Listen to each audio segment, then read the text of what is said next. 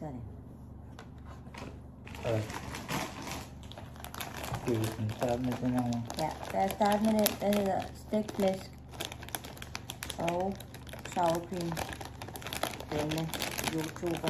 Denne.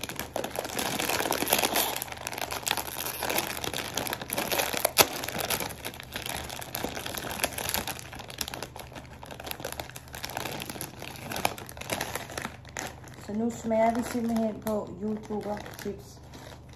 Ja. Med stegt flæsk. Er vi klar? Ja. Skål.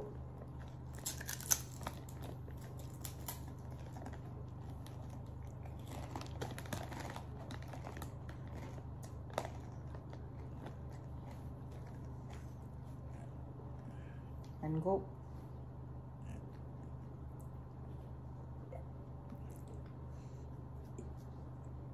Jeg synes faktisk, den ikke engang sådan smager af noget. Nu gør jeg det.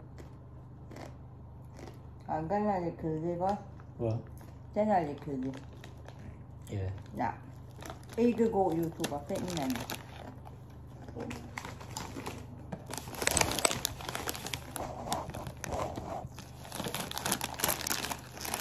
Og hvad er det der? Det er smag med grillet kylling. Det kan jo kun smage godt. Hvad? Det kan jo kun smage godt. Det må vi have.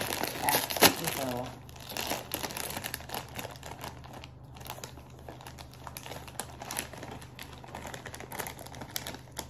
Ej, og det er sådan nogle små søde hjerter. Ha? Se. Ja. Smag.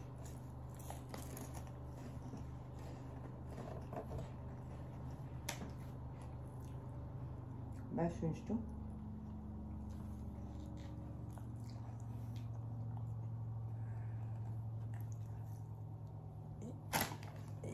Jeg synes faktisk sådan,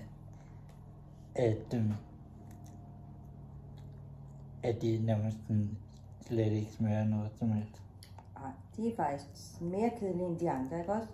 Ja. Ja, så den gider vi ikke spise. Ja. Væk med den. Det er godt.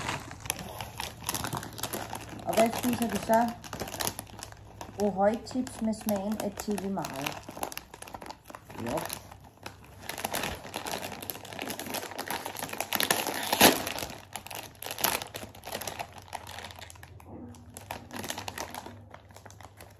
Sådan.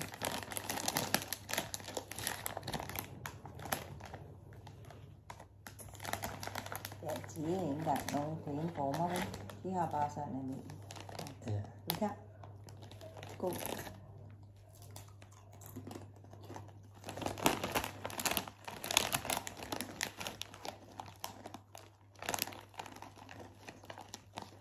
Hvad siger du?